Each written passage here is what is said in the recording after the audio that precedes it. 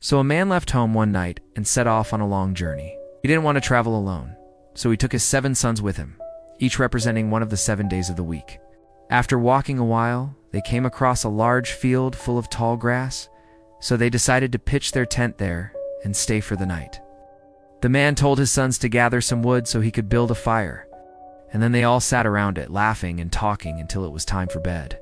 When the man got ready to sleep, he laid down next to his favorite son, the youngest, and whispered something in his ear. That sparked a big fight between the brothers, and things got really ugly. They started arguing about who was the most important, and before they knew it, they were screaming at each other. Then suddenly, a strong wind blew through the field, knocking the man over and separating him from his sons. And in a panic, he began calling out to them, "Pay attention. Listen to what I have to say." But they pretended not to hear him. So he shouted even louder, "You must wake up right now. It's time to go." But they just kept pretending to be asleep. That made him really angry, so he started slapping them. "Wake up," I said. "It's time to pack up and go."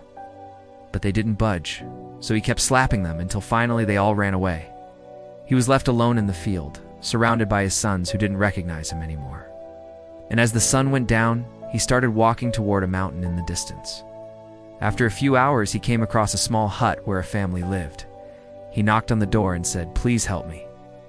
My sons have run away, and I need some food and water to rest." But the people inside refused, saying that they didn't have anything to offer him.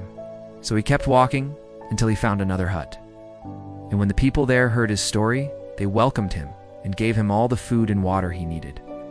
Then they walked with him to the next village, where he met a group of travelers. He joined them and started telling them about how terrible his sons were, how unfaithful and irresponsible they had become. And as he talked, he realized that maybe it wasn't entirely their fault. Maybe it was because he hadn't taught them well enough, because he had given them bad examples to follow. As the evening went on, he shared all his worries and fears with the travelers. When they heard his story, they offered him some advice. They said, "Tomorrow, when the sun rises, you should go back to where you saw those 2 men arguing. There, on top of that mountain, you'll find a way to reconnect with your sons and everything will be all right again." He thanked them for their advice and went to sleep. But when the first rays of sunlight hit his face, he got up, looked around, and realized that the travelers had disappeared. He followed the path they had taken and soon arrived at the spot where he had argued with his sons. There he met an old man who asked him why he had come there, explained everything to the man, and asked for his help. But the old man just smiled and said, "My son, if you really want to find your sons, you'll find them." Then he walked away and disappeared. He thought about the man's words and decided to look around. And that's when he heard a familiar sound, laughter. He followed the noise and came across a clearing where he saw his sons playing and having fun. He watched them for a moment, feeling a mix of anger and sadness, and then they noticed him and ran over to hug him. He felt a sudden rush of happiness and relief, knowing that everything was going to be okay. In that moment, he understood that sometimes we have to let go of our anger and frustration, because no matter what happens, our connection with our loved ones is always there waiting for us to find it again. But before he could say anything, his youngest son spoke up. "Hey Dad, do you know how lucky we were?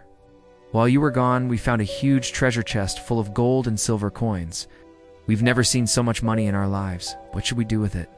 He was surprised by their question and hesitated before answering. "Listen, I don't care about any treasure or money. All I want is for you to learn from your mistakes and try to be better people.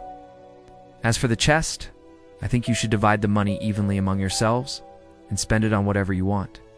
After all, you found it all together, so you should enjoy it together too." He agreed with a smile and went back to playing. After a while, he decided to return home, leaving his sons and their newfound treasure behind. He walked for a few hours, but soon realized that he didn't recognize the place. He stopped to ask directions from a passerby, but the man just laughed and said, "How can I help you? You're standing right in front of the city gates. You've just crossed the river and passed the merchant's house with the red tiles on the roof. Can't you remember?" Then it hit him. All the places the man had mentioned were part of his hometown. And as he stood there stunned, realizing he had been wandering around his own city, he knew that maybe his journey hadn't been about finding his sons after all. Maybe it was about rediscovering himself. All night, Jacob wrestled, not just with a man, but with his past, his fear, and the God who had never let him go. He entered the fight as Jacob, the deceiver, the runner, the one always grabbing for control. But when the sun rose, he walked away limping, with a new name and a new identity, Israel. One who wrestles with God and prevails. Isn't that like life sometimes? We wrestle in the dark through prayer, through pain, through seasons of silence. And though we may walk away limping, we also walk away changed. Maybe you're in a midnight wrestling match of your own. Don't give up. Hold on. Because in the wrestling, God reveals who we truly are. And sometimes the limp becomes the sign that you've been touched by grace. He didn't remove Jacob's struggle. He stepped into it. And in the end, it wasn't Jacob's strength that brought the blessing.